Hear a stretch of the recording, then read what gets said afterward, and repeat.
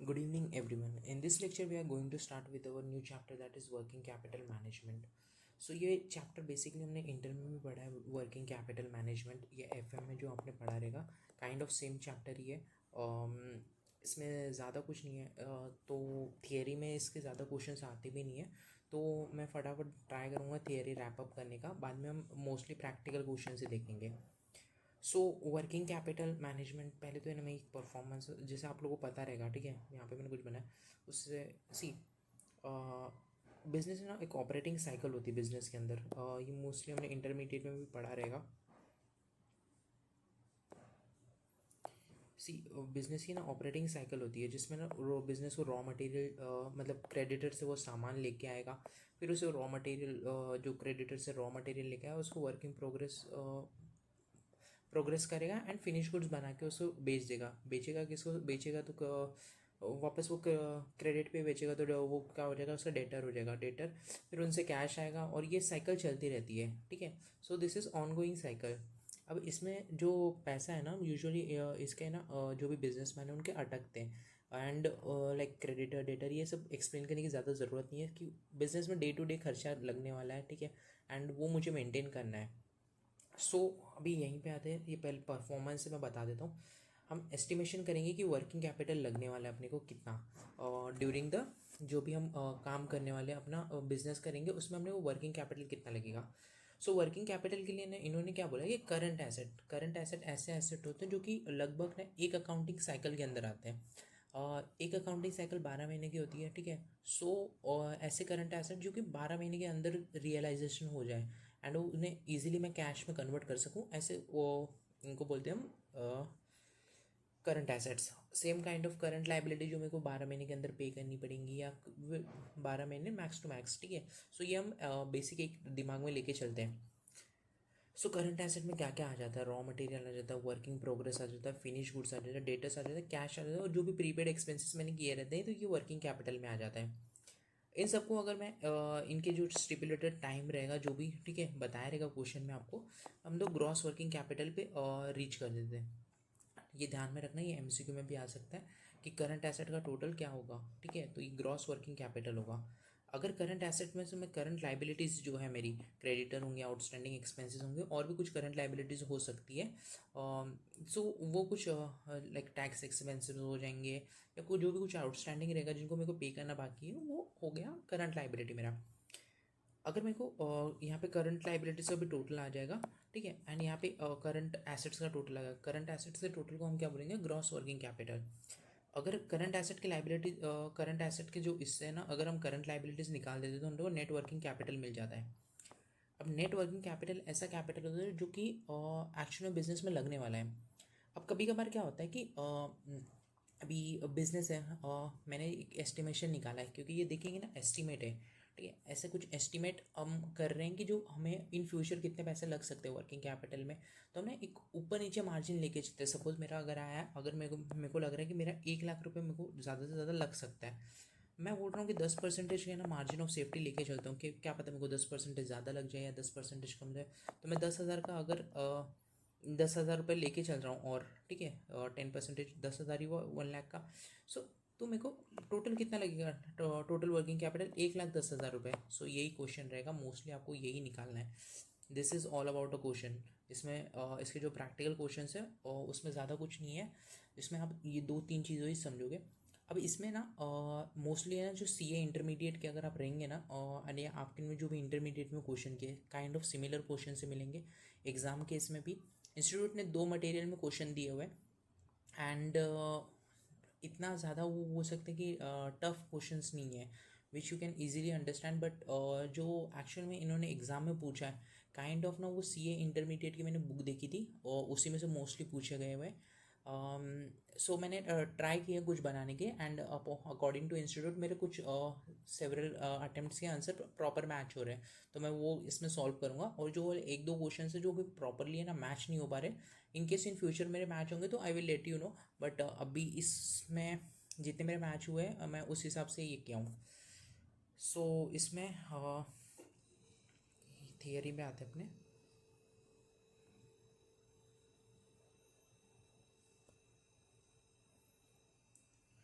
सी यहाँ पे देखिए क्या बोला है कि जो भी वर्किंग कैपिटल है, टोटल वर्किंग कैपिटल जो भी करंट एसेट्स का क्या होता है, ग्रॉस वर्किंग क्या, जैसे ग्रॉस वर्किंग कैपिटल बोलते हैं total aggregate of current assets, current liabilities होती हैं। और ये वर्किंग कैपिटल का डे टू डे ऑपरेशंस में जो बिजनेस यूज होगा वो आपको बताया गया है, डेफिनेशंस वगैरह।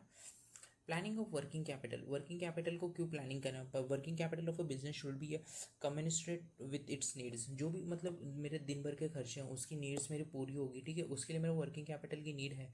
वर्किंग कैपिटल ज़्यादा भी नहीं ले सकते, वर्किंग कैपिटल कम भी नहीं ले सकते, ठीक है। मैं ये एस्टिमेशन लगाऊंगा कि मेरे को इतना तो वर्किंग कैपिटल चाहिए बिजनेस करने के लिए। सी अगर एक्सेस वर्किंग कैपिटल है उसके भी कुछ ड्रॉबैक्स है, ठीक है, क्योंकि मेरे को अगर मैंने सपोज एक्सेस वर्किंग कैपिटल हो गया मेरे पास, मैंने वर्किंग कैपिटल यूजुअली मैं बैंक से लूँगा, ठीक है, एज अ लोन में, फिर मेरा एक कैपिटल जा रहा है जो कि इंटरेस्ट के फॉर्म में बैंक को, अगर मेरे पास ज़्यादा वर्किंग कैपिटल हो गया, कभी कभार वर्किंग कैपिटल लेस हो जाएगा, लेस हुआ वर्किंग कैपिटल तो मेरी जो day to day business operations हो उसमें मेरे को प्रॉब्लम आ सकती है। इसका मैं एक एग्जांपल दूंगा आपको। आपने बहुत सारे ना पैंटालून्स का एग्जांपल सुना रहेगा, पैंटालून्स पैंट्स जो कि इस टेक्सटाइल इंडस्ट्री में, सो ब्रांड पैंटालून्स करके इनके जो फाउंडर थे उन्होंने ना बिग बाज़ार भी स्टार्ट किया था। अब इनका क्या हुआ था कि काइंड ऑफ सेम है ना ये, ठीक है, अभी ये वाली केस स्टडी कंप्लीट करते हैं। सो पैंटालून्स के जो फाउंडर थे, पहले उन्होंने पैंटालून्स से स्टार्ट किया, लेटर ही रियलाइज़ कि मैं बिजनेस और एक्सपांड कर सकता हूँ, तो उन्होंने डिमार्ट का ये देख के एंड खुद थोड़ा मैं ये करके बिग बाज़ार स्टार्ट किया, जिसे एक ही इसमें अब बिग बाज़ार स्टार्ट किया, एक जगह स्टार्ट किया, दो जगह स्टार्ट किया, एंड उन्होंने काफ़ी ज़्यादा ना लोन ले लिया था। अब डेप्ट लेने की वजह से क्या हुआ, उनको इंटरेस्ट देना पड़ रहा था। अब इंटरेस्ट ज़्यादा दे रहे हैं, सी लॉट ऑफ डेप्ट इनटू द बिजनेस, इसकी वजह से मेरे को इंटरेस्ट देना ही पड़ेगा। तो सेम वही ये हुआ कि उनको है ना एक टाइम पे ना मतलब इतना ज़्यादा इंटरेस्ट पे करना पड़ रहा था ना, जो उनका अदर जो ये है एसेट्स जो भी उनकी कमाई हो उतना वो ये नहीं कर पा रहे थे कि पैसे पूरे मैं कवर कर दूँ कि दे सकूँ, एंड उनकी वजह से ना उसको शॉर्टेज हो रहा था वर्किंग कैपिटल में। अब वर्किंग कैपिटल के अंदर शॉर्टेज होने के कारण है ना उनका जो बिजनेस में day to day business operations हो रहे थे, ठीक है, स्टाफ सैलरी हो गया या कुछ भी जो भी मतलब इलेक्ट्रिसिटी बिल, वाटर बिल, या कुछ भी छोटे मोटे एक्सपेंसेस जो रॉ मटेरियल आ रहे हैं, फिनिश गुड्स में जा रहे हैं, जो भी बिग बाज़ार के अंदर सामान लेके आ रहे हैं वो सेल हो रहे हैं, ठीक है, इसकी वजह से शॉर्टेज आने लग गया। अब शॉर्टेज आएगा तो बिजनेस में इट्स लाइक अगर उनके 100 स्टोर्स है तो उन्होंने ना पहले जो आइडिया कोई भी बिजनेसमैन करता है ना वो क्या करता है कि जो भी लॉस मेकिंग जहाँ पे भी मतलब लाइक 100 शॉप्स है ना अगर वो पैन इंडिया में, तो उन्होंने कुछ तो 50-60 स्टोर्स है ना जो भी लॉस मेकिंग थी उनको बंद शट डाउन कर दिया, एंड जो प्रॉफिट मेकिंग थी ना वहीं पे सिर्फ ऑपरेशंस किए। अब इसकी वजह से क्या हुआ कि जहाँ पे जो प्रॉफिट मेकिंग इंडस्ट्री मतलब जहाँ पे प्रॉफिट हो रहा था उनको एक्चुअल में, तो अब वहीं पे वो फोकस कर रहे थे। तो वो टाइम पे ना काफ़ी काइंड ऑफ फेलियर भी उनको देखने मिला बिग बाज़ार का। लेटर ऑन बिग बाज़ार अभी उनके पास नहीं है, बिग बाज़ार उन्होंने सेल कर दिया है। सो अब इसमें ना वर्किंग कैपिटल का आप नीड समझ सकते हो कि कम मतलब लाइक डेप्ट की वजह से मेरा वर्किंग कैपिटल की जो एफिशिएंसी थी बिजनेस में, पहले मेरे पास जो एफिशिएंट वर्किंग कैपिटल था डे टू डे बिजनेस करने के लिए वो मेरे को प्रॉब्लम हुआ। इवन हमने निरमा का भी एग्जांपल लिया था, काइंड ऑफ सेम ही था, ठीक है। अगर वर्किंग कैपिटल का बिजनेस में अगर डे टू डे ऑपरेशन में मेरे पास पैसे नहीं है तो उसकी वजह से मेरे को ना इन फ्यूचर प्रॉब्लम होने ही वाला है। एंड इन फ्यूचर क्या जो भी मैं काम कर रहा हूँ, ठीक है, मेरे को वहीं से प्रॉब्लम स्टार्ट हो जाएंगी। फिनिश गुड्स तक तो केस पहुंचेगा ही नहीं, डेटर क्रेडिटर्स लाइक कहीं से भी अगर अगर कोई भी एक साइकिल में अगर मेरे को प्रॉब्लम आ रही है, मेरे डेटर्स अगर बहुत सारे बैड डेब्ट्स में जा रहे हैं, ठीक है, मेरे को वहाँ से पैसे नहीं आ रहे, तो मैं क्रेडिटर्स को पेमेंट कर पाऊंगा नहीं कर पाऊंगा। सो काइंड ऑफ ना सब एक एक दूसरे के साथ ना इंटरलिंक्ड है। सो अभी business are two extremes of working capital are equally danger, मतलब ये यहीं पे बोला है कि ज़्यादा वर्किंग कैपिटल और कम वर्किंग कैपिटल दोनों ही है ना प्रॉब्लम है बिजनेस के लिए। सो बिजनेस को ना एक इवेलुएट करना पड़ता है कि मेरे को है ना एस्टिमेट करना पड़ता है कि मेरे को इतना वर्किंग कैपिटल तो लगने ही वाला है, एंड उस हिसाब से उसको प्लानिंग करनी पड़ती है। High amount of working capital through the increase of liquidity position and reduce the profitability, and the other low reduce the liquidity. Both are the extreme situation may cause a concern and to shut down. यही बोल रहे हैं कि अगर ज़्यादा working capital ले रहा हूँ मैं बैंक से, अगर मेरे को अगर ज़्यादा वर्किंग कैपिटल ले लिया तो मेरे को क्या होगा, प्रॉफिटेबिलिटी, जो भी मैं प्रॉफिट कमा रहा हूँ तो मेरे को मेरा बहुत सारा मेजर पोर्शन इंटरेस्ट के तौर पे देना पड़ेगा, किसको, बैंक को देना पड़ेगा। एंड अगर मेरे पास लो वर्किंग कैपिटल है तो मैं डे टू डे बिजनेस में ना लिक्विडिटी मेंटेन नहीं कर पाऊंगा, कि अगर मेरे पास बहुत कम पैसा है मैं या इसको दूँ इसको दूँ इसको दूँ। So most of the businesses है ना लिक्विडिटी की वजह से इशू फेस करते हैं।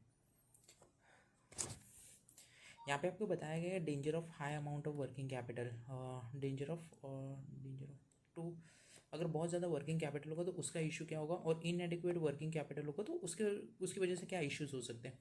सी, अगर ज़्यादा वर्किंग कैपिटल होगा सर, सिंपल सा है, मैं ज़्यादा सामान लेके आऊँगा और मेरे पास बहुत ज़्यादा वर्किंग कैपिटल है तो उसकी वजह से क्या होगा, मिसलीडिंग होगा।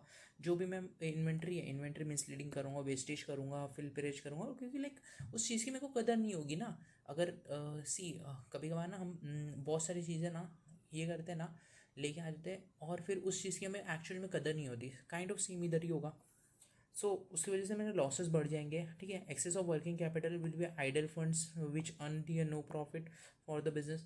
मेरे बिजनेस में आइडल फंड पड़े रहेंगे, नो प्रॉफिट में कुछ हिस्सेदारी ये नहीं कर पाएंगे। बहुत ज़्यादा वर्किंग कैपिटल पड़ा है, आइडल फंड पड़ा है मेरे पास, हाँ क्या, बट मैं वो कहीं पे इन्वेस्ट भी नहीं कर सकता क्योंकि वर्किंग कैपिटल आप इन्वेस्ट नहीं कर रहे हैं, ठीक है। सो इसलिए ना एक एस्टिमेशन लगाना पड़ता है। इट इज़ ओवरऑल इनएफिशिएंसी के लिए ये रखेगा। And shows a definite credit policy of the company resulting higher in evidence bad debts and advocacy affect the profitability affect करेगा, that is ऊपर जो हमने पढ़ा है। सेम काइंड ऑफ ना इश्यूज लो वर्किंग कैपिटल में होगा, मैं difficulty in managing implanting the operations, जो भी मैं ऑपरेशंस कर रहा हूँ वो प्रॉपर नहीं कर पाऊंगा, ग्रोथ बिजनेस की नहीं हो पाएगी प्रॉपरली। एंड जो भी है it does not meet a position to meet in day to day, जो भी मेरे करंट ऑब्लिगेशंस है वो फुलफिल नहीं हो पाएंगे। स्टाफ को सैलरी देना है, कुछ पेमेंट्स हैं वो नहीं हो पाएंगे। डेटर्स से मैं मांग रहा हूँ, डेटर्स मुझे प्रोवाइड नहीं कर रहा हूँ, क्रेडिटर मेरे से मांग रहा है, मैं क्रेडिटर्स केस में मेरी गुडविल गिर रही है। सो मार्केट में ना ओवरऑल बिजनेस की ना इम्पैक्ट आ जाता है, यार उसको हमने ना सामान बेचा था, क्रेडिटर्स का मोस्टली ये रहता है, यार हमने उसको ना सामान बेचा था ना और उसने डिफ़ॉल्ट कर दिया। अब नेक्स्ट टाइम ना कोई क्रेडिटर ना यूजुअली ऐसे ही उनकी जान पहचान होती है, वो टाइम पे ना उनको सामान नहीं दे पाता। सो क्या होता है कि मार्केट में रेपुटेशन ख़राब होती है, गुडविल ख़राब होता है। Return of investment due to fall under the utilization of the fixed capabilities of concern, credit facilities, ये आप याद कर सकते हैं, ठीक है। इसी एग्ज़ाम में आएंगे नहीं, ठीक है। मेरे को इसमें ना जो चैप्टर है ना मोस्टली आप खुद से भी अंडरस्टैंड कर सकते हैं। Determination of determinants of working capital, working capital determinant से मतलब क्या होता है कि ऐसे कुछ फैक्टर जिससे ना कि मेरी ना इन्फ्लुएंस हो जाए, जो भी कुछ भी है ना वो इन्फ्लुएंस हो जाए। अब डिटर्मिनेंट से मैं बेसिकली बोल रहा हूँ, अभी वर्किंग कैपिटल के इसमें ना हम डिटर्मिनेंट्स पढ़ेंगे किस प्रकार से ना वर्किंग कैपिटल ना इन्फ्लुएंस हो सकता है। अगर देखेंगे तो nature and size of the business, जितना ज़्यादा मेरा बड़ा बिजनेस होगा उतना ज़्यादा मेरे को वर्किंग कैपिटल लगेगा। अब अपने अदानी का ये पता रहेगा, ठीक है। अदानी को हिडनबर्ग ने ये किया था, लाइक वो तो शॉर्ट सेलिंग वगैरह थी, बट एक्चुअली देखेंगे ना तो उनका एक इंटरव्यू आउट हुआ था जिसमें ना वो बता रहे थे कि ना हमने ना उस हिसाब से ना बिजनेस में लोन लेके रखा है, और जितना हम अपना ना मतलब इंटरेस्ट अगर पे भी कर देते हैं हमारे पास सफिशिएंट बिजनेस ऑपरेशंस में है। डेप्ट इक्विटी रेशियो आपने पढ़ा रहेगा, ठीक है। एफएम की ये यूजुअली ज़्यादातर ये है। सो इसमें ना आपको एफएम भी स्ट्रांग होना चाहिए इस चैप्टर के लिए। सो अंडरस्टैंडिंग होनी चाहिए, एफएम की भी मोस्टली होगा ही फाइनल लेवल पे हो, ठीक है। So nature and size of the business, जैसे अदानी ने बताया कि मेरा ना सफिशिएंट प्रॉफिट है मेरे पास इन फ्यूचर जिनको भी पे करने के लिए, ठीक है। सेम वही लाइक आ सकता है क्वेश्चन अगर डिटर्मिनेंट्स ऑफ वर्किंग कैपिटल पूछा, इनकेस मोस्टली तो ना आपसे प्रैक्टिकली क्वेश्चन पूछेंगे इसमें से। थियरी बहुत कम चांसेस है इसमें से। मैं तो बोल रहा हूँ बहुत ही ये वाली यूनिट से मोस्टली तो ट्राई करना ये वाला एक क्वेश्चन कर लेना। सो इनकेस एग्ज़ाम में भी आए, सो मोस्टली तो आते ही हैं हर अटैम्प्ट में, प्रीवियस 5 अटैम्प्ट से अभी तक एक बार भी मिस नहीं हुआ है ये चैप्टर का एक क्वेश्चन भी। For instance so production policy, जो भी प्रोडक्शन पॉलिसी कंपनी फॉर्मुलेट कर रही है वो यूनिफॉर्म प्रोडक्शन पॉलिसीज फॉर्मुलेट कर रही है throughout the accounting period and such concern is uniform. So the policy is a great significant determinant size of the working capital. See production policies जो रहेंगी उस हिसाब से ना मेरा वर्किंग कैपिटल नीड रहेगी मेरे ना. मतलब अभी अगर सोचेंगे ना सीजनल बिजनेसेस होते हैं कुछ. अब वो सीजनल बिजनेस कैसे होता है कि लाइक अम्ब्रेला का बिजनेस है. अम्ब्रेला मोस्टली है ना बारिश में चाहिए. अब उसका जो प्रोडक्शन होगा वो कभी होगा, गर्मियों में होगा. ठीक है. सो उसके ना गर्मियों में एक्सेस डिमांड, मतलब लाइक गर्मियों में डिमांड नहीं रहती बट ना बारिश में ज़्यादा डिमांड रहेगी उसकी. सो उस हिसाब से रेन कोट्स वगैरह इन सब का है ना प्रोडक्शन प्रोसेस पे एक ये रहता है,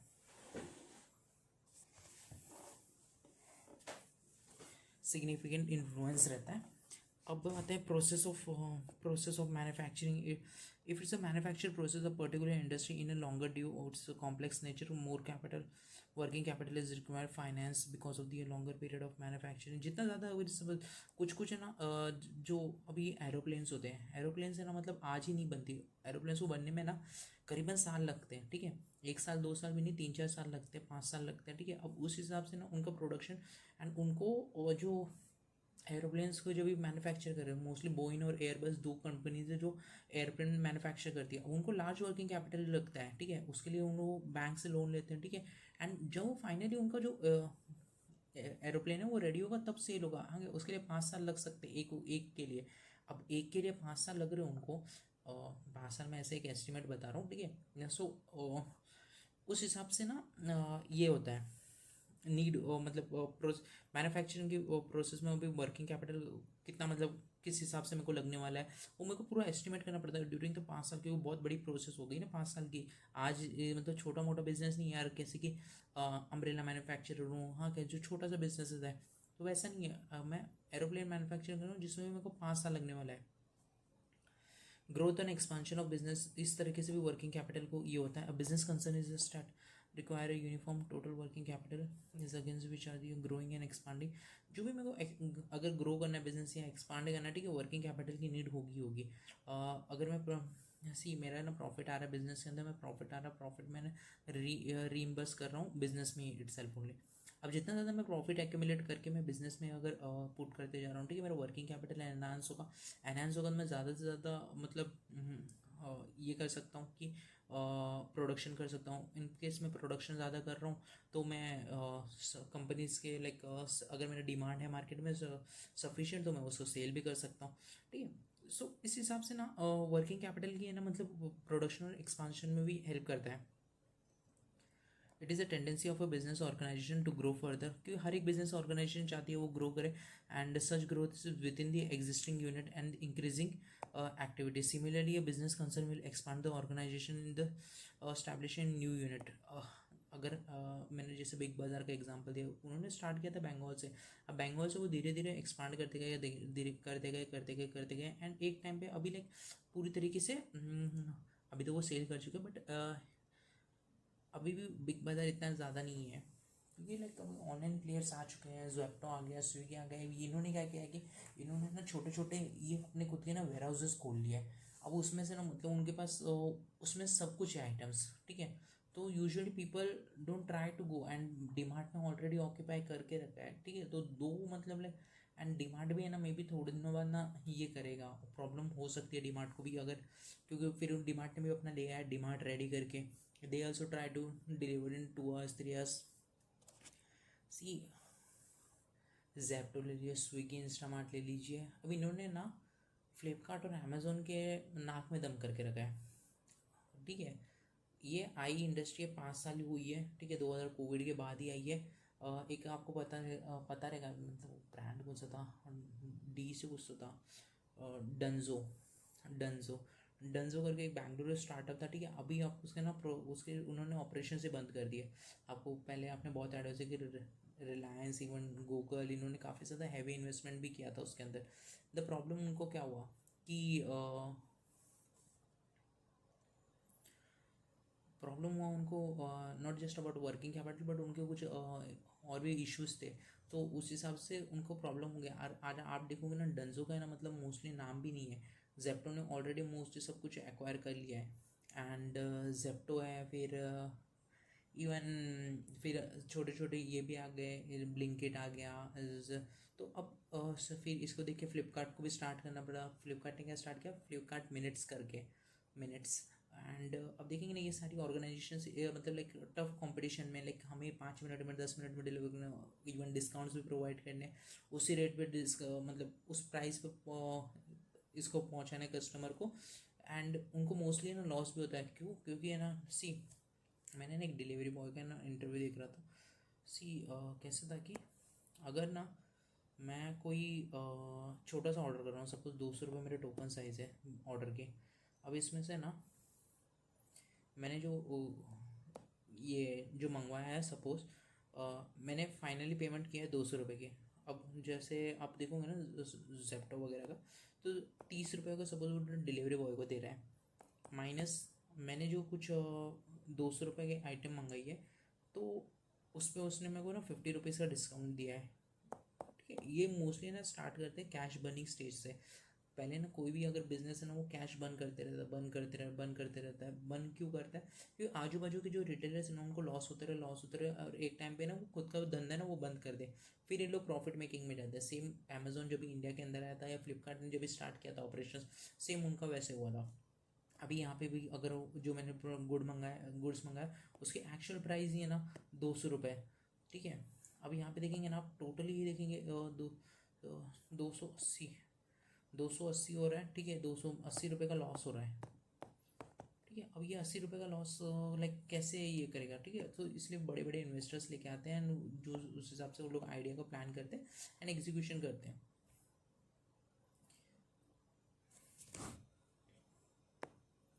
सी ट्रेड साइकिल में इंपॉर्टेंट बन जाता है वर्किंग कैपिटल। मेरी ट्रेड साइकिल क्या है, जैसे मैंने बताया कि डेट मतलब लाइक सपोज ये जो मैंने बताया ना ऑपरेटिंग साइकिल कहाँ गया। सी मैंने क्रेडिटर से सामान लिया, क्रेडिटर को मैंने बोला 45 डेज़ में पेमेंट कर दूंगा। ठीक है, रॉ मटेरियल पे मैंने काम किया 10 दिन, ऐसे करके फिर वर्किंग प्रोग्रेस में मेरे कुछ गुड्स रहे, और कुछ दिन फिनिश गुड्स हो गए। यहाँ पे मैं फिनिश गुड्स बेचने में 2 दिन लग जाता है।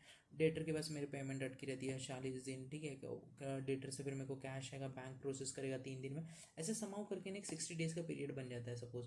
तो फाइनली है ना, मतलब जो सॉरी 60 डेज़ का, 100 डेज़ का एक पीरियड ले लीजिए। 100 डेज़ में ना ये पूरा एक पेमेंट और ये पूरा हो रहा है प्रोसेस। सो ये ट्रेड साइकिल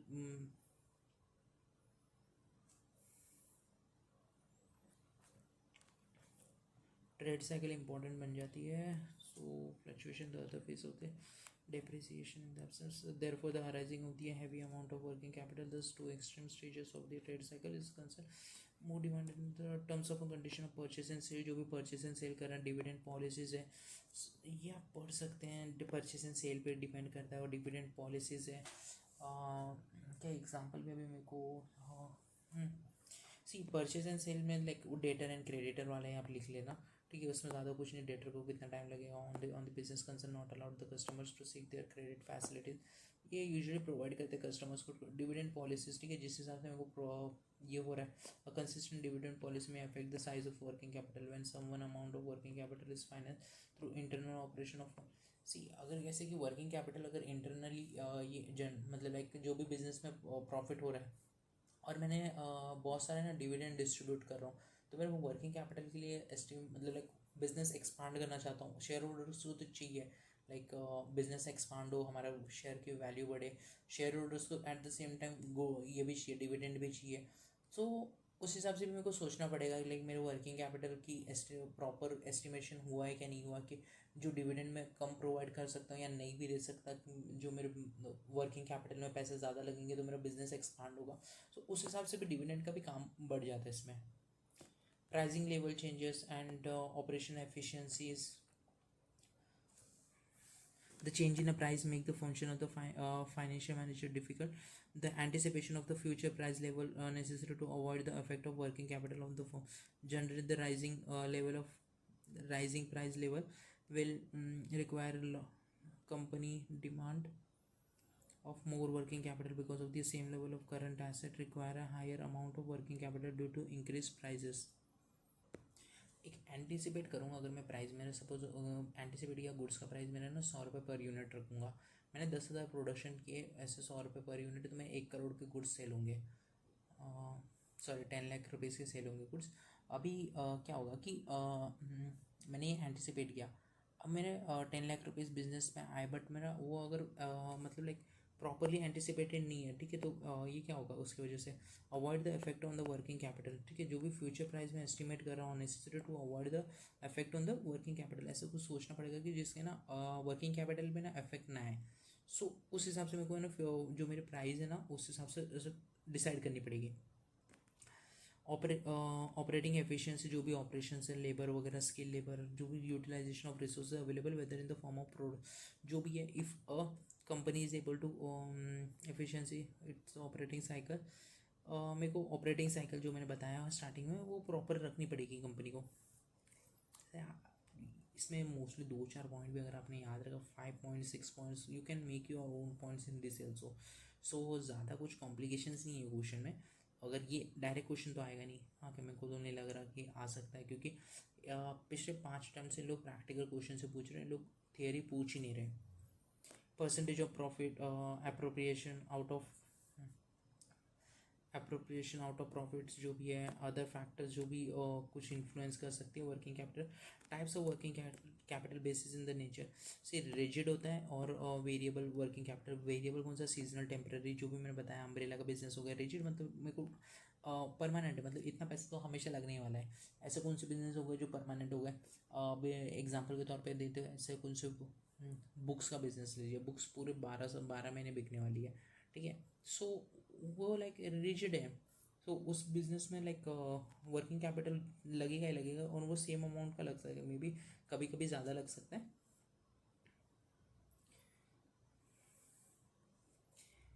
रिसीवेबल मैनेजमेंट पे आते हैं।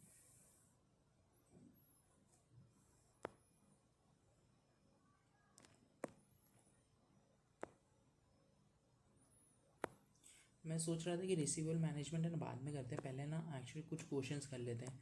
सो ये बाद में करेंगे हम receivable managements, in case time मिला तो, बट आई विल ट्राई, मतलब पहले क्वेश्चंस कर लेते हैं, क्योंकि ये चैप्टर से मोस्टली क्वेश्चंस ही आएंगे। आप लोग भी ना इसको प्रायोरिटी सी में रख सकते हैं इन सबको टॉपिक्स को, and just move to this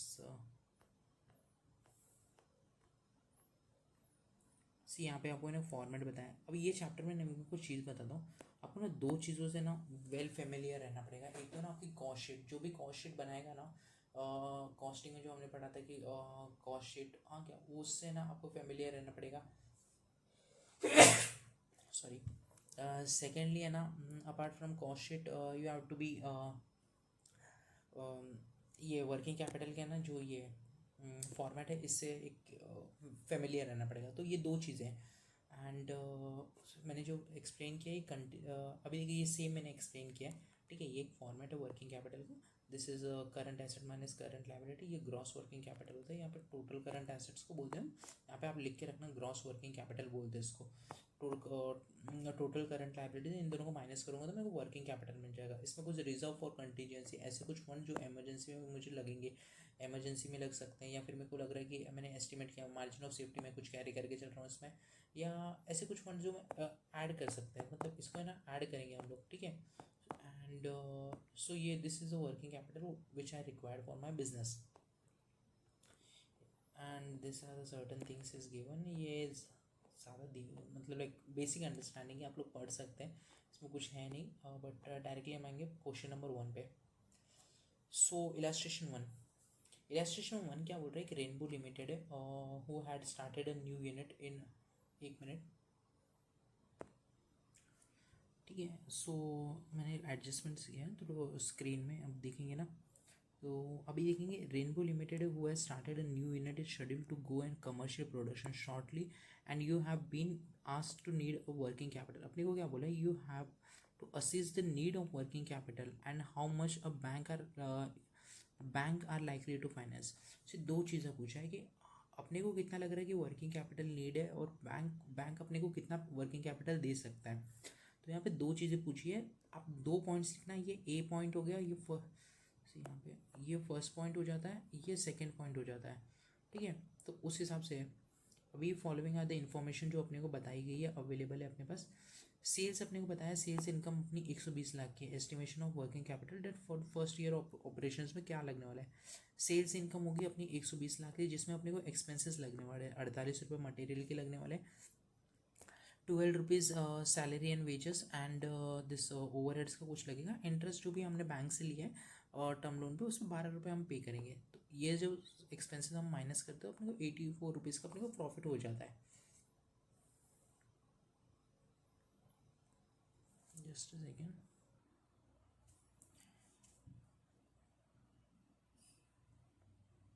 so company यहाँ पे बोला है कि इज़ एक्वायर्ड, और अभी देखिए company is required 3 month credit to its customer. Customer के लिए मैंने क्वेश्चन पूरा अच्छे से रीड कर लेते हैं, ठीक है। अब company is required to give a 3 month credit to its customer. Company को कस्टमर को मतलब ये कौन हो गया अपने डेटर हो गए। On the other hand company would enjoy 1.5 month, मतलब 1.5 महीने का है ना, यानी 1.5 मंथ्स है ना from its creditor for purchase of material, जिससे from its creditor for purchase of material, जिनसे हमने खरीदा वहाँ से अपने को 1.5 महीने का ये मिलेगा। Stock of material has been kept for a 3 month consumption. जो अपने पास स्टॉक है ना मटेरियल का, वो हमने 3 महीने के लिए ना कंजम्पशन के लिए रखते हैं। ऐसे 3 महीने के लिए हम लोग ना स्टॉक मेंटेन करके चलते हैं। Work in progress at the time will be represented 1 month and expenses is half month.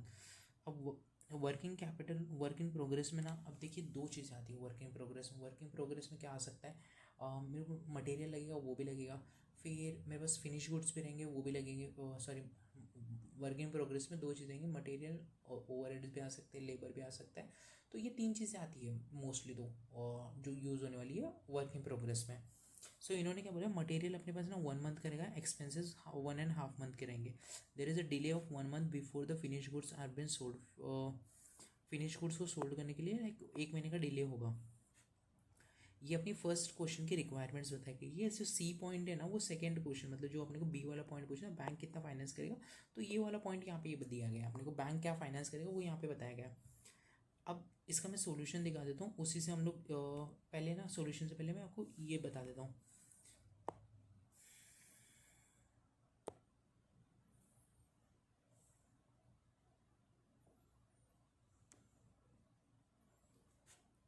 C raw material ना, रॉ मटेरियल कंज्यूम पे लेंगे, रॉ मटेरियल कंज्यूम पे लेंगे, और जो टाइम रहेगा अपने को, अभी वहाँ पे कितना मन दिया था अपने को, जो कि रॉ रॉ मटेरियल हम जो कैलकुलेशन करेंगे तो उसको कंज्यूम पे लेंगे, वाइल हम लोग क्रेडिटर्स लेंगे ना वो रॉ मटेरियल परचेज पे लेंगे। ये वाला क्वेश्चन ध्यान में रखना कि ये ना क्रेडिटर्स हम रॉ मटेरियल परचेज पे लेंगे, वाइल ये रॉ मटेरियल कंज्यूम पे लेंगे।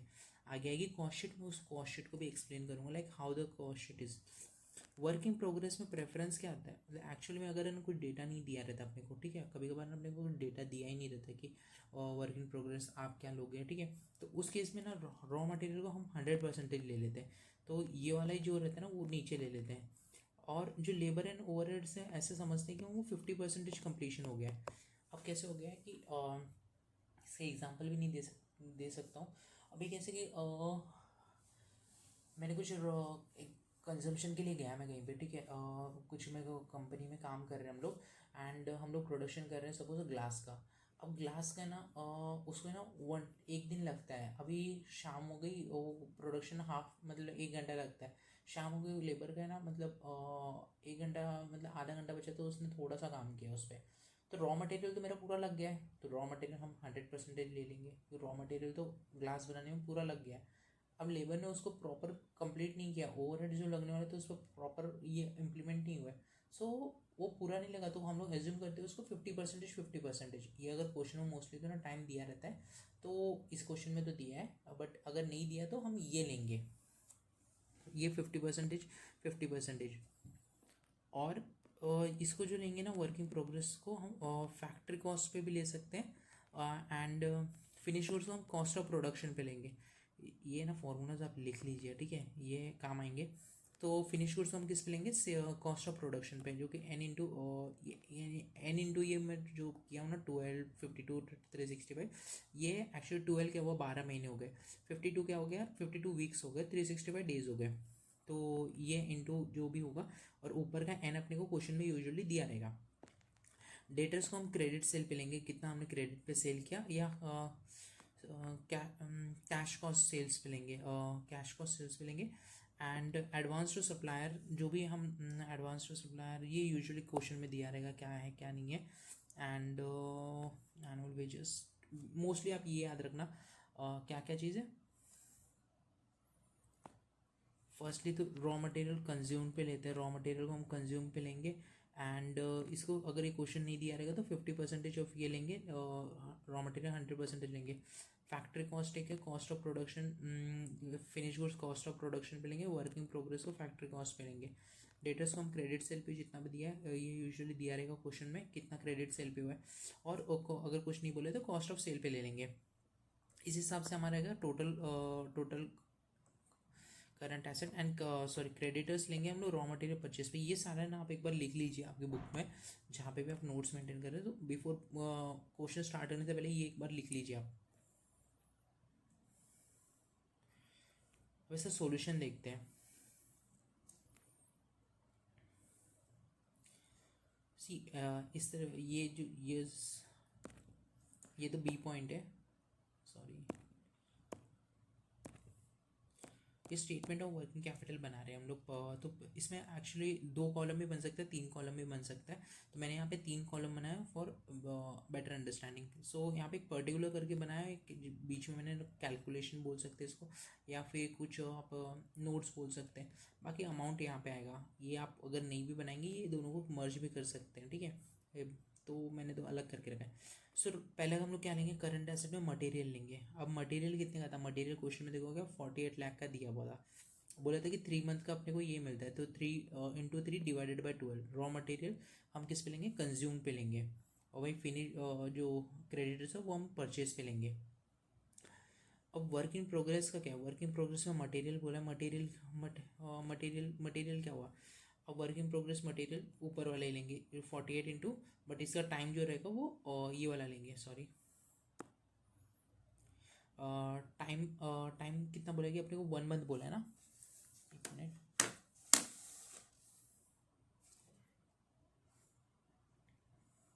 Work in progress will be represent by material 1 month, material का 1 मंथ रहेगा, तो जो भी मटेरियल 1 मंथ के लिए 1/12। फिर आता है selling and salary and wages जो है, ये 12 रुपये के थे, इंटू 1/12 बोला था, मतलब 1.5 बोला था ना। अदर ओवर्स जो भी अदर एक्सपेंसेस बोला था 1.5 मंथ बोला था, तो 1.5 मंथ को हम 1.5 ले रहे हैं। अदर ओवरहेड्स बोला है, अदर ओवरहेड्स में क्या हो गया कि जो 12 रुपीज़ के दिख रहे हैं वो लेंगे हम लोग, वो भी 1.5 मंथ्स ही, और इस हिसाब से ना हमारे ये तीनों कैलकुलेशन हो जाते हैं। फिनिश गुड्स को अब हम कैसे लेंगे, अब फिनिश गुड्स तो मैंने यहाँ पे बोला है कि देखिए ना कहाँ पे गया वो, फिनिश गुड्स को हमने किस पे लिया था यहाँ पे, कॉस्ट ऑफ प्रोडक्शन पे। अब कॉस्ट ऑफ प्रोडक्शन कैसे आता है, एक सेकेंड। सी ये कॉस्ट शीट का ना परफॉर्मा आप लोग डाउनलोड करके भी रख सकते हैं, या मैं एक बार ग्रुप में भी शेयर कर दूंगा इसका, ठीक है। सो मैं एक बार ग्रुप में भी शेयर कर दूंगा। अब इसमें क्या बोला है कि रॉ मटेरियल,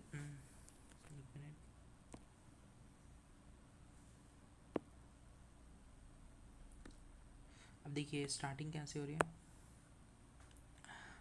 डायरेक्ट मटेरियल जो रॉ मटेरियल कंज्यूम कैसे निकल रहा है, ठीक है। रॉ मटेरियल कंज्यूम हम किसके लिए लगता है, हमें रॉ मटेरियल कंजम्पशन हमें लगेगा कि करंट एसेट में जो रॉ मटेरियल रहता है उसके लिए, और रॉ मटेरियल परचेज किसके लिए लगेगा, क्रेडिटर्स के लिए। सो सेम यहाँ पे रॉ मटेरियल इसका कैसे कैलकुलेशन, रॉ मटेरियल कंज्यूम का opening stock of raw material जो मेरे पास ओपनिंग है। अब 2 तरीके के बिजनेस होते हैं, वो भी मैं एक्सप्लेन करूँगा धीरे से।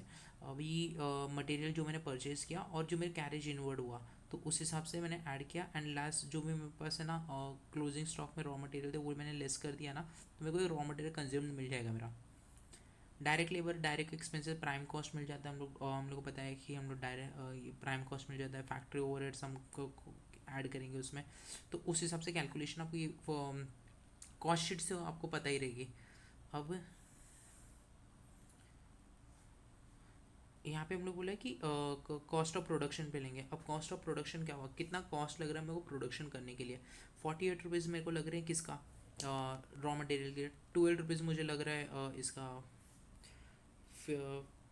सैलरी एंड वेजेस का 12 रुपीज़ मुझे लग रहा है इसका अदर ओवरहेड्स का, वाइल 12 रुपीज़ मुझे किसके लग रहे हैं इंटरेस्ट ऑन जो भी मैंने टर्म लोन लिया है इसका, ठीक है, उसका मेरे को इंटरेस्ट पे करना है। टोटल हो रहा है 84 रुपीज़। अब ये 84 पे ना इन्होंने क्या बोला कि फिनिश गुड्स ना 1 मंथ का ना डिले करते हैं और जब तक सेल होता है, तो 1/12 किया हमने, तो इस हिसाब से फिनिश गुड्स का आया वैल्यू 7। अब डेटर्स, डेटर्स को मैंने क्या बोला, सी ओ जी एस पे भी एक्चुअली सी ओ जी एस पे भी ले सकते हैं, कॉस्ट ऑफ गुड्स सोल्ड पे भी ले सकते हैं और सेल पे भी ले सकते हैं। ये एज पर जो क्वेश्चन ये कर रहा है उस हिसाब से हम ये करेंगे।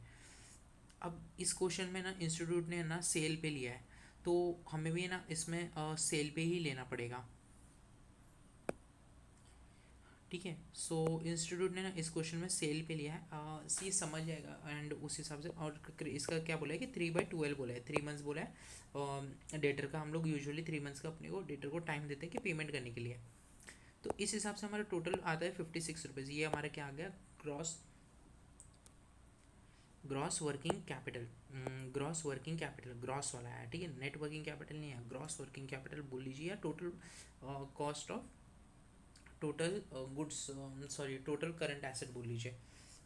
क्रेडिटर्स निकाल रहे। अब क्रेडिटर्स के लिए ना यहाँ पे कुछ ये इन्फॉर्मेशन नहीं दी है कि रॉ मटेरियल कंज्यूम कितना हुआ है, सेल कितना हुआ है, या कुछ मतलब कुछ इन्फॉर्मेशन नहीं दी है। तो हमने यहाँ पे ना जो मटेरियल हमने सोचा मतलब लाइक जो हमने मटेरियल परचेस किया हो, तो हम उसी पे ना क्रेडिट हमें मिला है, ठीक है। तो हमने मटेरियल 48 लाख का परचेस किया, 48 लाख से अपने को क्रेडिट मिला है, तो उसको उसने हम लोग को 1.5 मंथ मतलब 1.5 महीना दिया है कि पेमेंट करने के लिए। तो उस हिसाब से ये 6 आ जाता है। और अदर देन इससे कुछ है नहीं अपने पास, तो हमने इन दोनों को माइनस किया और अपना जो वैल्यू आ जाता है वो 50 लाख आ जाता है, जो हम लोग को नेट वर्किंग कैपिटल रिक्वायर्ड है। सिंपल है। अभी तक ज़्यादा टेक्निकल क्वेश्चन नहीं है, ये वाला सिंपल क्वेश्चन है, इसमें ज़्यादा टाइम भी नहीं आना चाहिए।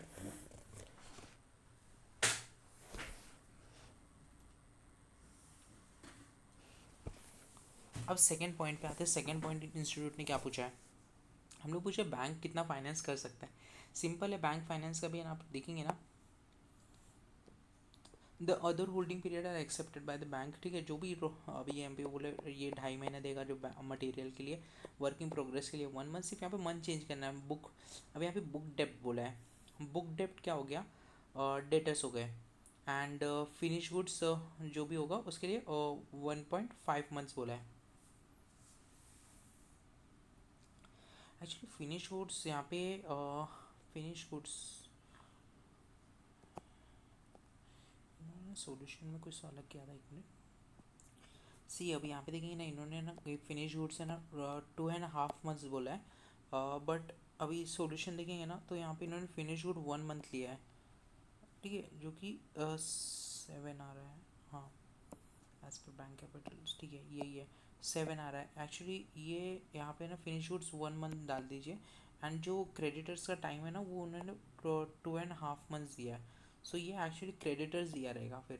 एंड फिनिश गुड्स है यहाँ पे वो 1 मंथ ही ले लीजिए फिर, अगर क्योंकि अगर यहाँ पे नहीं दिया तो हमें ऊपर वाला ही लेना पड़ेगा, जो ऊपर उन्होंने मेंशन किया ना फिनिश गुड्स का, वही हमें टाइम लेना पड़ेगा।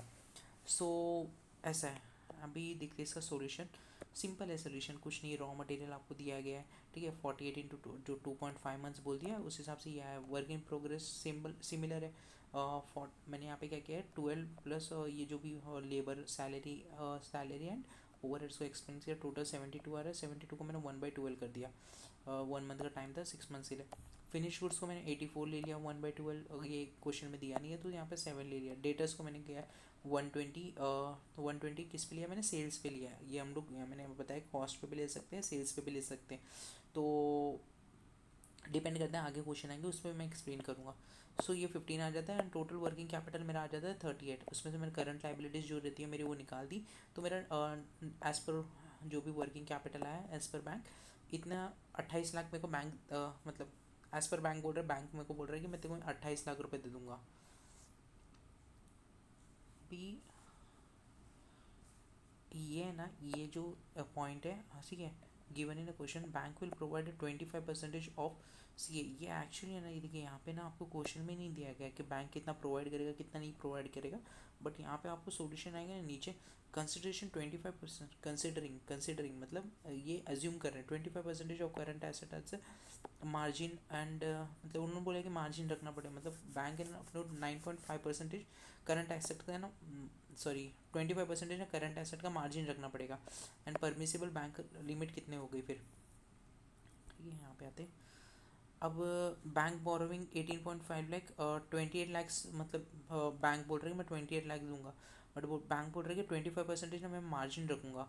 अब मार्जिन कितना, मतलब उतना कम देगा मुझे वो, तो यहाँ पे करंट एसेट्स का लेना है अपने को, करंट एसेट्स का ही लेना है ये, तो 38 लाख का अपने को 25% अगर मैं माइनस कर दूँ तो मेरे 18.5 लाख बैंक मुझे फर्मी से फाइनेंस करेगा।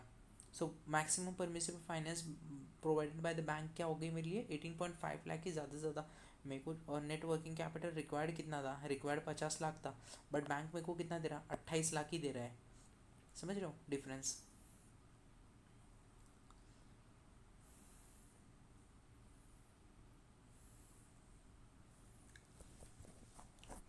सेकेंड क्वेश्चन पे आते हैं, illustration 2। On 1st April 2021, the Board of Directors of Mangesh and Company Limited wishes to know the amount of working capital that will be required to meet the program, and this will be have to plan for the year from the following information prepare.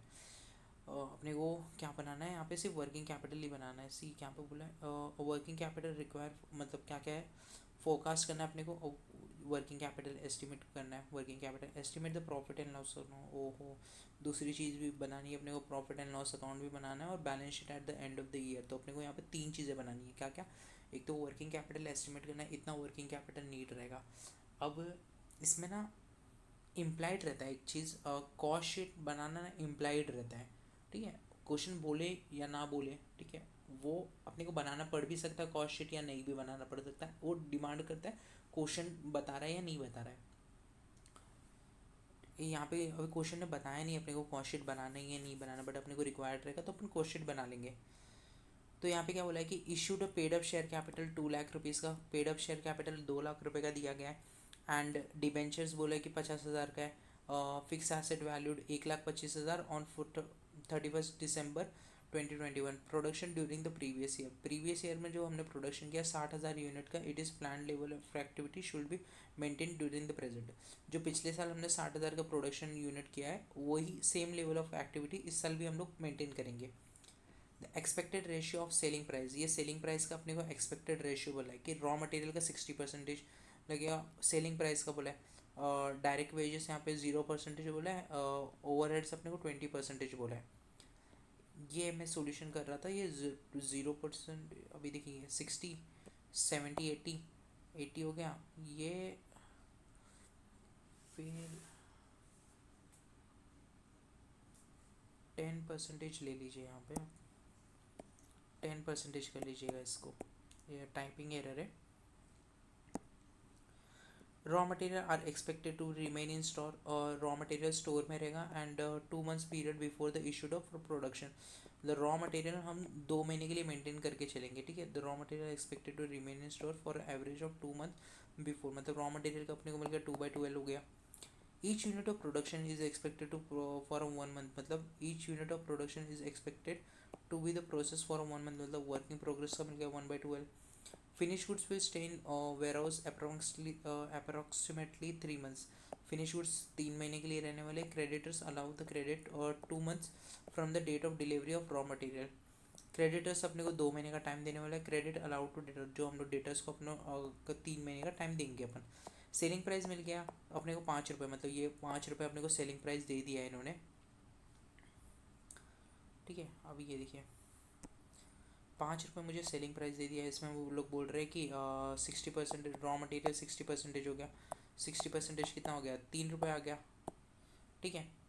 ये मेरे पास है ना ज़्यादा लिखने का यहाँ पे tab पे ये नहीं है, सो 3 रुपये आ गए रॉ मटेरियल के। अब सेकेंडली हो जाता है वर्किंग प्रोग्रेस, वर्किंग प्रोग्रेस के हो जाता है फिर कितना 10 सॉरी सैलरी एंड वेजेस है, सैलरी एंड वेजेस का हो जाता है, और सैलरी एंड वेजेस है 10%, तो 5 रुपीज़ का 10% 0.5 हो गया, while other than this overheads हो गया 20%, यानी कि 1 रुपये हो गया। तो अगर मैं ये सब माइनस कर देता हूँ तो मेरे पास है ना 0.5 रुपीज़ है ना प्रॉफिट हो रहा है मेरा।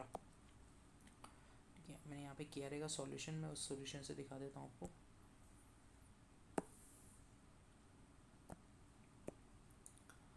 सो सॉल्यूशन पे आते हैं। सेलिंग प्राइस थी 5 रुपये, जिसमें से 60% रॉ मटेरियल था। डेटर्स थे, सॉरी डेटर्स का नाम हमारा डायरेक्ट लेबर्स थे 0.5 रुपीज़ एंड ये 1 रुपीज़। तो इस हिसाब से मेरा प्रॉफिट पर यूनिट हो गया 5 रुपये। अब 60,000 यूनिट्स पे निकाल रहा हूँ मैं। ठीक है, तो इनको से मल्टीप्लाई करना है आपको। हाँ क्या, और फाइनली मेरा जो आ रहा है ना वो 30,000 रुपीज़ मेरा प्रॉफिट हो रहा है इन टोटल। 60,000 का प्रॉफिट हो रहा है, इन सबका टोटल 2,70,000 आ रहा है अभी। ठीक है, सो नेट प्रॉफिट मेरा हो रहा है 30,000 रुपये का। अभी यहाँ पे देखिए करंट एसेट में रॉ मटेरियल आ जाता है। रॉ मटेरियल कितने 3 रुपये का था, 1,80,000 का था। 1,80,000 इंटू 2/12, क्वेश्चन ने बोला है कि 2 महीने का अपने पास टाइम रहेगा तो 30,000 रुपये आ गए। Work in progress raw material बोला है कि 1,80,000 1/12 करेंगे तो वर्क इन प्रोग्रेस का 1 मंथ एंड हाफ मंथ ही ये करेंगे अभी। और लेबर को भी 30,000 1/12 एंड 2,500 ये क्या है। अब ये ओवरहेड्स क्या हुआ है, ओवरहेड्स को इन्होंने अज्यूम किया है इनडायरेक्ट। अभी क्या है कॉस्ट शीट में ना, मैं बताता हूँ कैसे। अभी ये कॉस्ट शीट का फॉर्मेट अगर आप देख रहे होंगे ना,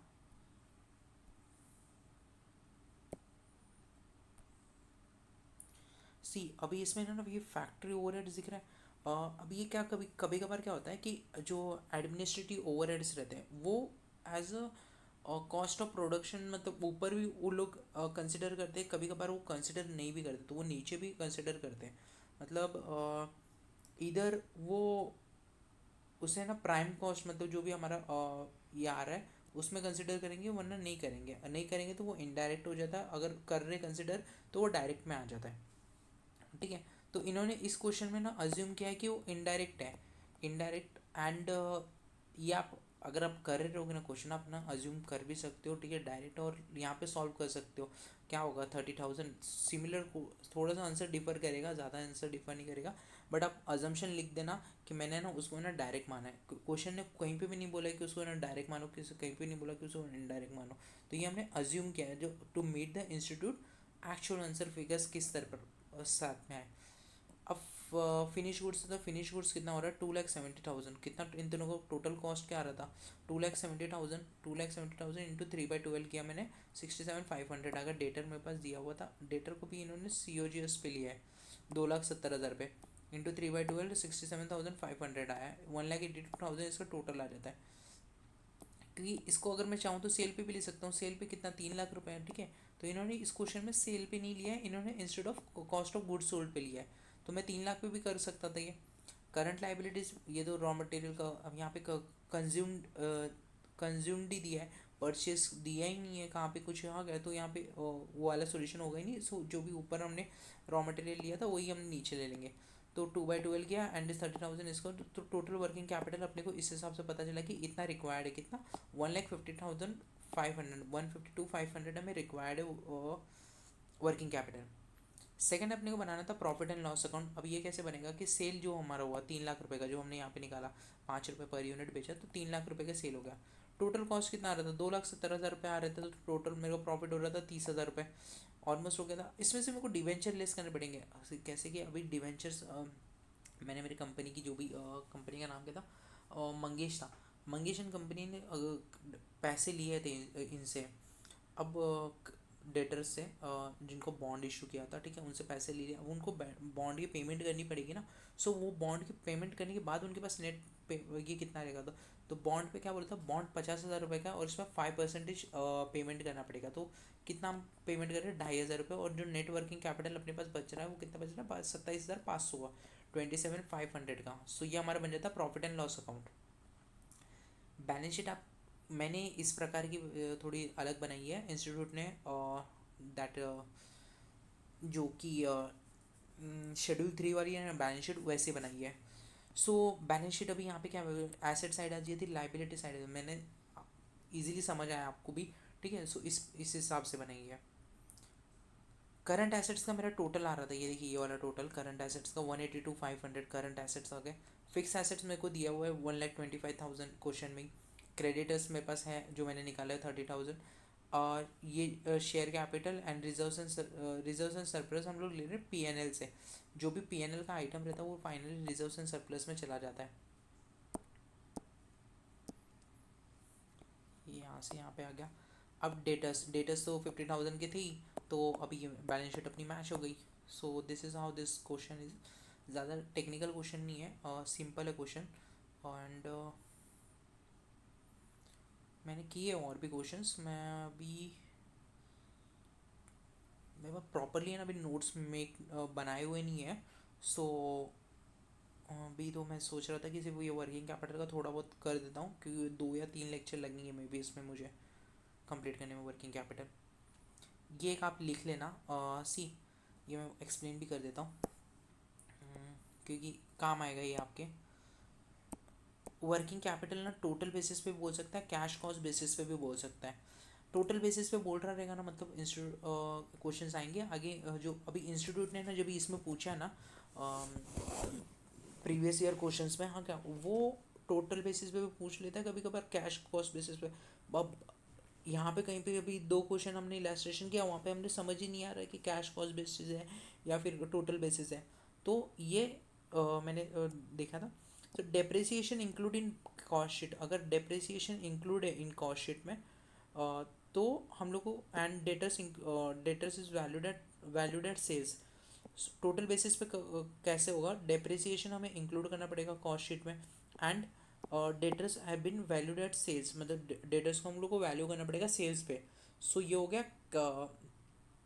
टोटल बेसिस पे। अब जो हमने इंस्टीट्यूट ने कराया था अपने को, वो ये हो गया। इंस्टीट्यूट ने जो इलास्ट्रेशन 2 कराया था ना, वो अपने को ये वाले इस पे कराया था कैश कॉस्ट बेसिस पे। देखेंगे ना उस पर अपने कॉस्ट ने COGS पे लिया था डेटर्स को, तो इंस्टीट्यूट ने इस पे करा था depreciation is included in cost sheet, not included in cost sheet. Depreciation हम कॉस्ट शीट में इंक्लूड नहीं करते, क्योंकि कैश कॉस्ट मतलब ऐसे खर्चा बताओ कि जो कैश में खर्चा हो मेरा, ठीक है। See also depreciation is my non cash expenditure, तो ये डेप्रिसिएशन इसमें इंक्लूड नहीं होगा। Debtors valued at cost, sales पे वैल्यू नहीं होगा, यहाँ पे कॉस्ट पे वैल्यू होगा।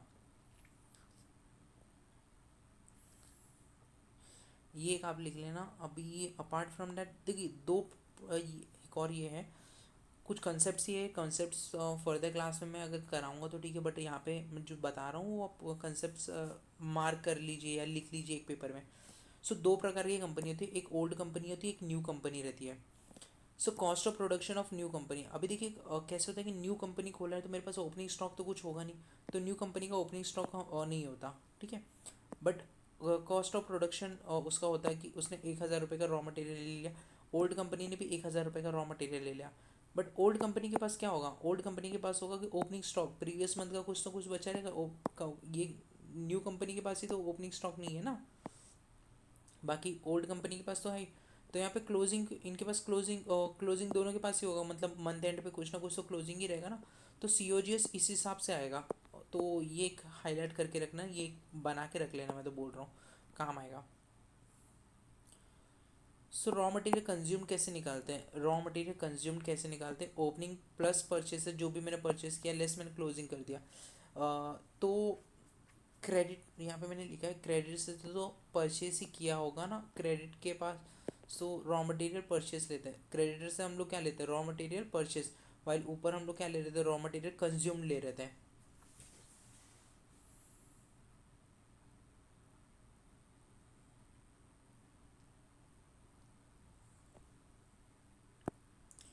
सी ये जो इनडायरेक्ट और इनडायरेक्ट मानने की बात है ना, अभी ये देखिए ये वाले क्वेश्चन पे यहाँ पे बताया एडमिनिस्ट्रेटिव ओवरहेड्स को ना can be part of COGS, मतलब कभी कभार है ना वो COGS का पार्ट कंसिडर भी करेगा, और कभी कभार है ना उसको COS का मतलब कॉस्ट ऑफ सेल का पार्ट कंसिडर करेगा। अब इलास्ट्रेशन 2 में ना उसने ना कॉस्ट ऑफ सेल का पार्ट कंसिडर किया है, ना कि कॉस्ट ऑफ प्रोडक्शन का। अगर कॉस्ट ऑफ प्रोडक्शन का वो पार्ट कंसिडर करता था तो हम लोग वर्किंग प्रोग्रेस का जो भी कैलकुलेशन कर रहे थे ना, इलास्ट्रेशन 2 अगर आपने देखी है उसमें वर्क इन प्रोग्रेस देखिए, वर्क इन प्रोग्रेस में मैंने वहाँ पे लिखा था इनडायरेक्ट ये वाला। सो यही सेम है, अगर उसे कॉस्ट ऑफ प्रोडक्शन का पार्ट मान रहे रहते ना तो उसको हम कंसिडर करते थे, बट इंस्टीट्यूट ने उसको कॉस्ट ऑफ सेल का पार्ट माना है।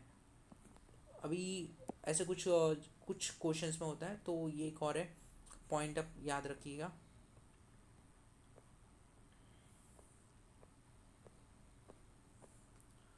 सो this is our working capital, मतलब जो इंस्टीट्यूट की हिस्से है। अभी हम प्रीवियस ईयर क्वेश्चन का एक बैच लेके आऊँगा, मतलब सॉरी एक क्लास लेके आऊँगा, उसमें मैं प्रीवियस ईयर क्वेश्चंस कराऊँगा। अपार्ट फ्रॉम दैट अभी तो मैंने 2 इलास्ट्रेशन एंड ये करा है, एंड थोड़े बहुत थियरी टॉपिक्स भी मैंने कवर किए। सो प्रैक्टिस कीजिए ये 2 क्वेश्चंस, एंड नेक्स्ट क्लास में हम देखते हैं प्रीवियस 3 अटैम्प्ट के क्वेश्चन देखेंगे हम लोग। सो इसमें प्रीवियस 3 अटैम्प्ट के कौन से क्वेश्चन होंगे?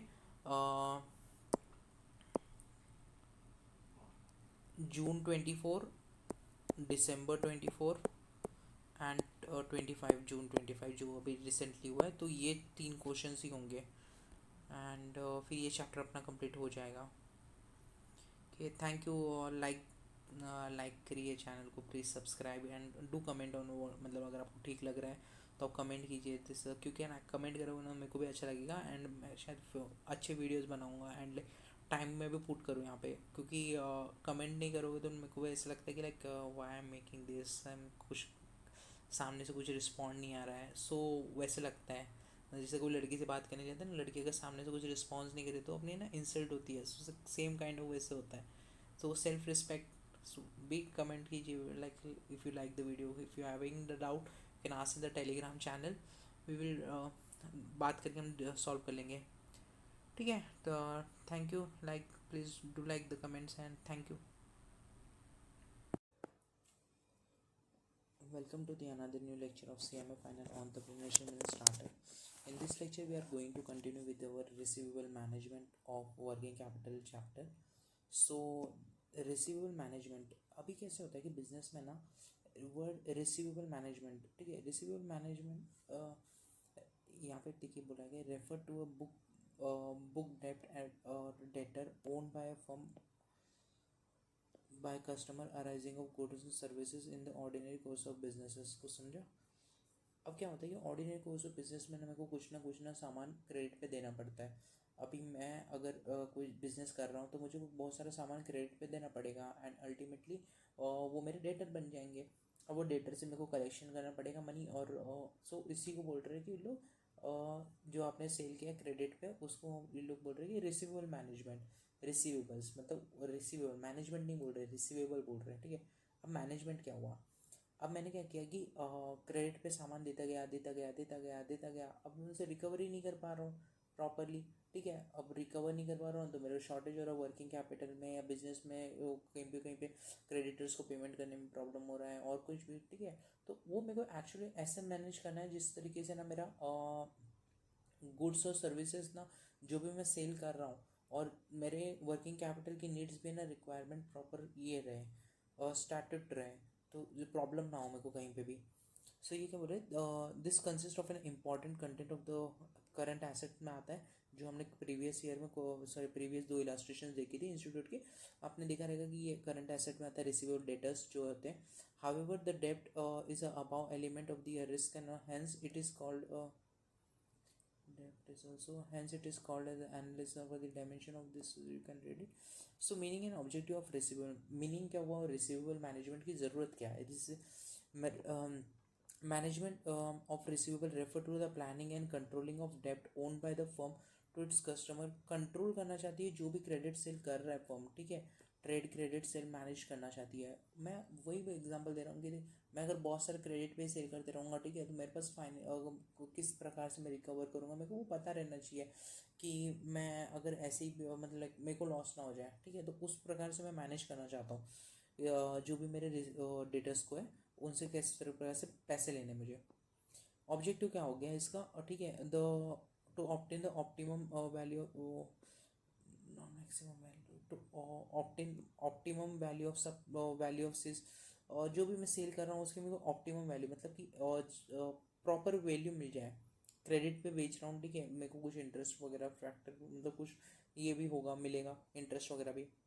To control the cost of receivable, cost of collection, administrative expenses, जो भी मेरे अदर कॉस्ट इनकट कर रहा हूँ, ठीक है, उसके लिए वो कॉस्ट भी मेरी रिकवर हो जाए, ठीक है। To maintain the debtor and the minimum according to the credit policy, जो भी मेरी क्रेडिट पॉलिसी मैंने फॉर्म की है, ठीक है, उस प्रकार से ही मैं डेटर्स मेंटेन करूँ, ज़्यादा डेटर्स में मेंटेन ना करूँ। To offer the cash discount, but debtors को ना कैश डिस्काउंट दूँ, मतलब कि आज आप 500 रुपये के गुड्स ले रहे हैं, एक काम कीजिए 50 रुपये का डिस्काउंट ले लीजिए, 450 आज ही मेरे को ये दे दीजिए। तो इस प्रकार से मैं कुछ कैश डिस्काउंट प्रोवाइड करूँ, सो डैट मेरी पेमेंट फटाक से आ जाए। वो 450 मैं कहीं पे री इन्वेस्ट करूँ या मेरे बिजनेस में वापस से री इन्वेस्ट करूँ, ठीक है। सो उस हिसाब से ये बोल रहे हैं। कॉस्ट ऑफ मेंटेनिंग रिसीवेबल, अभी जो हम लोग मेंटेन करेंगे जो डेटर्स को, तो उसमें हमें कॉस्ट लग सकती है, कैपिटल कॉस्ट लग सकती है, किस प्रकार की maintenance of a receivable result in blocking the firms, जो भी फाइनेंशियल्स रहते हैं तो वो ब्लॉक हो जाते हैं। अभी क्रेडिट पे सेल कर रहा हूँ, मेरे पास फाइनेंस आया नहीं है, वो बोल रहे 3 महीने क्रेडिट पीरियड दे दिया मैंने, तो 3 महीने तक मेरे पास फाइनेंस नहीं आएगा, तो मैं बिजनेस 3 महीने तक थोड़ी ना मैं शट डाउन पे रख सकता हूँ। So this is the time lag, जो भी time lag है between the sale and the goods of services, the payment by them, the firm therefore they arrange the additional funds and meet the obligations, such payment to the employees, जो भी additional obligations रहती है firm की, जो employees को payment करने की या रॉ मटेरियल्स लेके आने की, ठीक है, उसके लिए ना फर्म को कोई और से फिर अरेंज करना पड़ता है, क्योंकि 3 महीने का क्रेडिट पीरियड फर्म ने दे दिया ऑलरेडी डेटर को, 3 महीने बाद पैसे आएंगे, तो इसलिए ना फर्म ज़्यादातर ना ट्राई करते कि कैश डिस्काउंट प्रोवाइड कर दे। इसका एक एग्जांपल देता हूँ, आपको पता होगा बिरला ओपस करके ना एक न्यू पेंट की bill bill Aditya sorry Birla इन्होंने स्टार्ट किया है ओपस। सो ये एशियन पेंट्स के इसमें अभी ये जो यूजुअली ना पेंट का बिजनेस रहता है ना, उसमें ना बहुत सारे क्रेडिट सेल्स होते हैं। ये मेरे फ्रेंड के डैड है ना, वहाँ पे कलेक्शन का काम करते हैं। सो उन्होंने उनके इधर उनके इससे मेरे को पता चल रहा था कि बिरला ओपस ना बहुत सारे ना क्रेडिट सेल करते, क्रेडिट सेल एंड अल्टीमेटली उनके पास जो पैसा है ना, वो 3 महीने 4 महीने ऐसे ऐसे उन्होंने ये किया था, और भी चीज़ें प्रोवाइड की थी, ठीक है। शॉपकीपर ऐसे ही नहीं रखेगा, शॉपकीपर को भी कुछ ना कुछ बेनिफिट चाहिए ना, तो और भी बहुत सारी चीज़ें प्रोवाइड की थी। Somehow like Birla Opus Asian Paints के साथ फिर कॉम्पीट कर पाया। Asian paint is a very major player of this market of paint industry in India. Administrative cost, the firm has been incur administrative, मतलब जो भी मेंटेन, मतलब लाइक मेरे को जो पैसे निकालने के लिए भी जो खर्चा हो रहा है, ठीक है, स्टाफ के for maintaining the accounting records and the customers, ये सब भी है, मेरे को उसके कॉस्ट है। मेरे लिए कलेक्शन कॉस्ट होगा, जो भी उससे पैसे निकालने के लिए। Defaulting costs, sometimes after making all the serious effort to make the defaulting customer, the मतलब वो डिफ़ॉल्ट कर देता है, बैड डेब्ट्स बन जाता है, become the inapplicability to the customer, such debts are been treated as bad debts and इसको return of कर देते हैं हम लोग बुक से। अब बेनिफिट क्या होगा, बेनिफिट क्या होगा कि मेरी सेल इंक्रीज होगी। कैसे, जो बिल्ला ओपस ने किया कि क्रेडिट पे सामान प्रोवाइड कर रही थी, अब धीरे धीरे तो बहुत सारे लोगों को जो भी शॉपकीपर्स थे, ठीक है, रिटेलर्स के साथ उन्होंने काफ़ी सारा अच्छा ये कर लिया कि 1-on-1 बिल्ला ओपस रखिए, तो उस क्रेडिट पे सामान देते गए।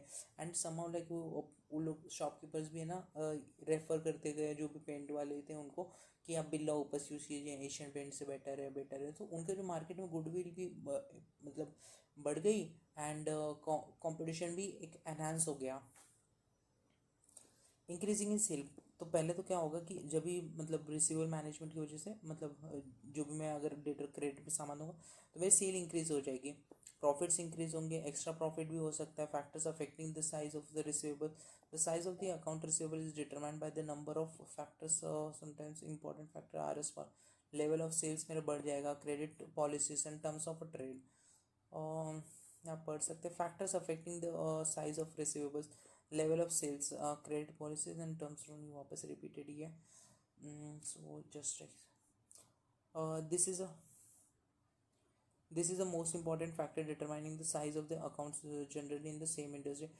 इंडस्ट्री में देखिए, ठीक है, कौन कितने टाइम का प्रोवाइड कर रहा है, यूजुअली कौन 1 मंथ का प्रोवाइड कर रहा है, 45 डेज का, 10 डेज का, 5 दिन का, 3 दिन का। अभी बैंक्स रहता है, बैंक्स का क्लियरिंग सिस्टम यूजुअली कितना दिन का रहता है, बैंक कोई चेक अगर ये कर रहा है तो 3 दिन का, तो इंडस्ट्री में देखते हैं बैंक या 3 दिन में सब लोग कर रहे हैं, तो 3 दिन का टाइम एक स्टिपुलेटेड टाइम है। सो क्रेडिट पॉलिसीज हो गई। जो भी क्रेडिट पॉलिसी आपने determine the amount of risk and the availing, मतलब जितना आप रिस्क ले सको, ठीक है, और उतने ज़्यादा क्रेडिट मतलब ये कीजिए, दे पाओ, क्रेडिट पे सेल कीजिए, उससे ज़्यादा क्रेडिट सेल्स ना कर दीजिए, तो प्रॉब्लम हो जाएगा। अगर इन केस बहुत सारे लोगों ने डिफ़ॉल्ट कर दिया तो आपने बहुत सारे मतलब लाइक 10,000 में से सपोज सॉरी 1,000 रुपीज़ का सेल था, 1,000 रुपीज़ में आपने सोचा था कि आपकी कंपनी की पॉलिसी से मैं 300 रुपीज़ तक क्रेडिट सेल करूँगा, आपने एक्सेस कर दी, 700 रुपीज़ की क्रेडिट सेल कर दी, सो प्रॉब्लम होगा ना बिजनेस को। 300 लाइक बहुत सारे लोगों ने 500 रुपीज़ तक डिफ़ॉल्ट कर दिया, तो मतलब मेजर इम्पैक्ट हो जाएगा फिर बिजनेस में। टर्म्स ऑफ ट्रेड, जो भी टर्म्स है कंडीशंस है वो offered by the firm, the important जो फर्म के मिस्ड होनी चाहिए, क्रेडिट से कैश डिस्काउंट प्रोवाइड करके ये करना है। नेक्स्ट पॉइंट पे आते हैं पेएबल मैनेजमेंट। अभी हमने रिसीवेबल मैनेजमेंट पढ़ा तो उसमें क्या था कि डेटर के पर्सपेक्टिव से पढ़ रहे थे, अब इसमें हम क्रेडिटर के पर्सपेक्टिव से पढ़ेंगे। Sustainable part of a purchase and the goods और services in a business on the credit terms against the cash payment. See business में ना मेरे को बहुत सारा ना कैश लगता, मतलब लाइक कैश तो मेरी बेसिक नीड रहती है, ठीक है। अब मैं चाहूँ ना तो मतलब लाइक अगर क्रेडिटर है, क्रेडिटर से मैं सामान लेके आ रहा हूँ, ठीक है, एंड सामान लेके आ रहा हूँ, मैं उसको बोल रहा हूँ कि मैं तुम्हें ना कैश पेमेंट कर दूंगा, बट मैं 3 महीने का क्रेडिट पीरियड चाहता हूँ, तो वो मेरे को क्रेडिट पीरियड दे रहा है 3 महीने तक। मैं मेरे जो फंड्स है कैश का, ठीक है, मेजर, ठीक है, वो मैं कहीं पे और इन्वेस्ट कर सकता हूँ, कहीं और यूज़ कर सकता हूँ, एंड फाइनली जो 3 मंथ्स बाद मेरे को उसको पेमेंट करनी है तो मैं वो पेमेंट कर दूंगा उसको 3 मंथ्स बाद। तो ये एक सिंपल ये हो गया है, तो जिसकी वजह से ना अब अगर आप देखोगे ना सेम लाइक अब एज अ क्रेडिटर पर्सपेक्टिव पढ़ना है अपने को इसमें, तो ये यूजुअली करंट लाइबिलिटीज के साइड दिखाया जाता है। इसमें एक generally the creditors that is accounts payable है trade credit, trade bills, trade acceptance, commercial draft, bills payable and the other credit provided.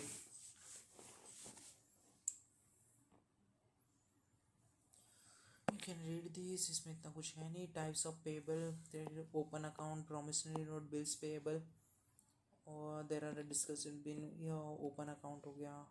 N open account is arrangement between a business and a customer where the customer can buy the goods and services on deferred payment basis, मतलब बाद में payment करेगा। In the informal agreement the supplier after satisfying himself about the credit worthiness of the buyer dispatch the goods and required by the buyer and send the invoice particular to the quality dispatch, the rate of the price payable and the payment terms.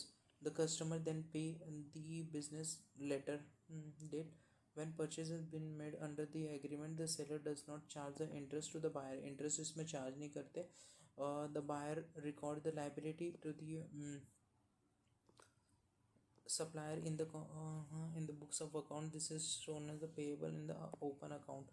This then the expanded meet the obligation due to the सी। अगर मैं कुछ credit sale पे किया तो हम लोग entry क्या करते हैं, जनरल एंट्री क्रेडिट सेल पे।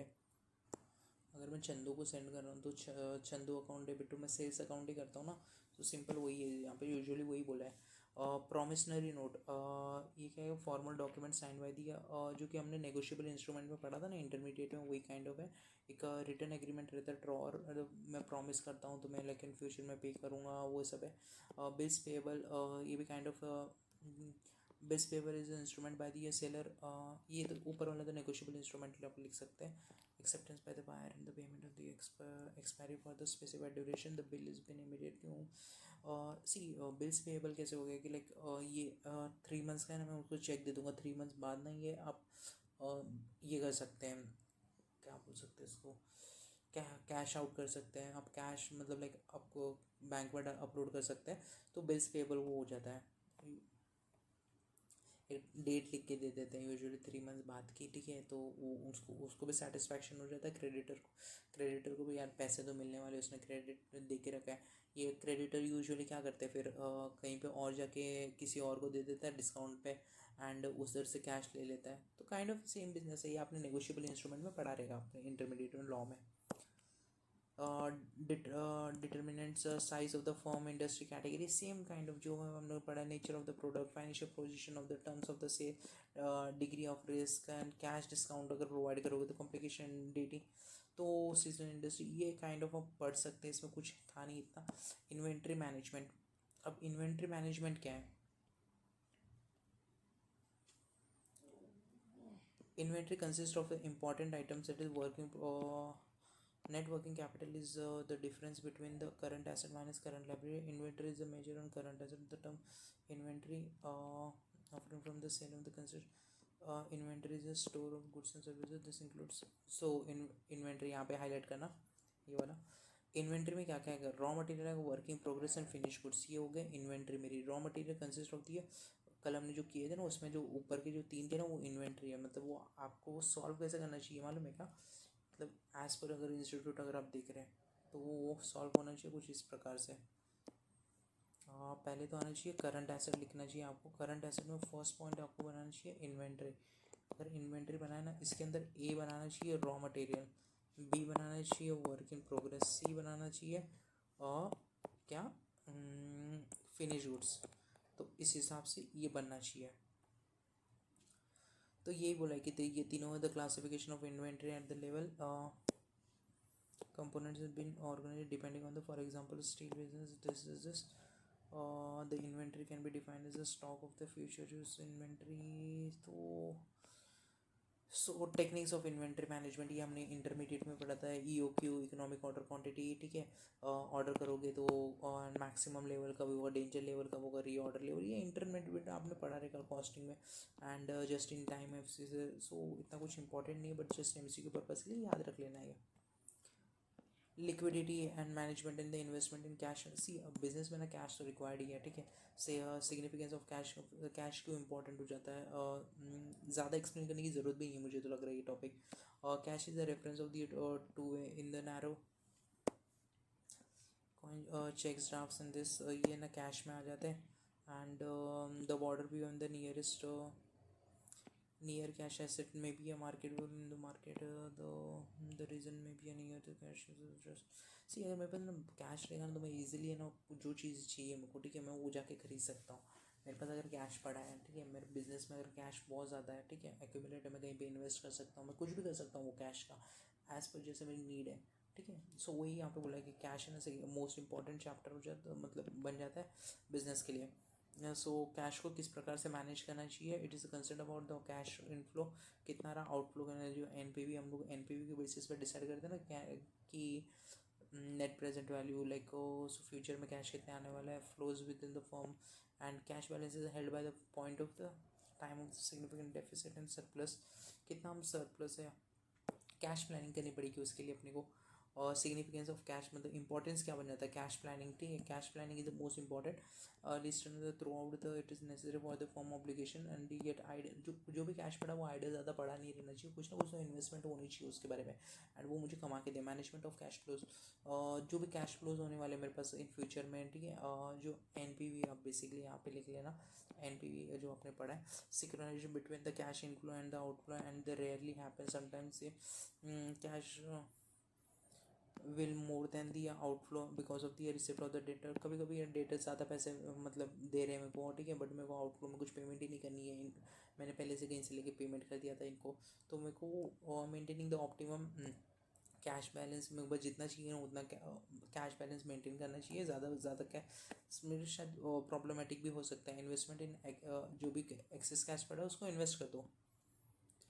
मोटिव ऑफ होल्डिंग कैश, क्या मोटिव हो सकता है कैश होल्डिंग करने का, ठीक है। ट्रांजेक्शन और motive, a firm needs to be a cash transaction, जो भी day to day business operation है उसके लिए मेरे को कैश की ज़रूरत पड़ेगी, ठीक है। जो भी परचेस होने वाले, वेजेस होने वाले, डिविडेंड वगैरह, इन सब के लिए मेरे को कैश की ज़रूरत पड़ेगी।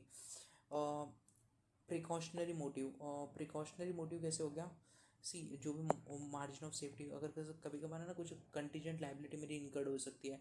हमने अकाउंट्स पढ़ते हैं ना, जैसे कंटीजेंट लाइबिलिटी इनकर्ड हो जाती है, अभी कुछ एक्सीडेंट हो गया, कुछ मेजर कुछ भी हो सकता है, तो मेरे को कैश की में भी अचानक से ज़रूरत पड़ सकती है, तो मेरे को कुछ ना सेफ्टी लेके चलनी पड़ेगी। इतना कैश तो है ना मेरे बिजनेस में लगेगा ही लगेगा, कभी भी कुछ हो सकता है अगर मैं वो बिजनेस में इन्वॉल्व हो तो।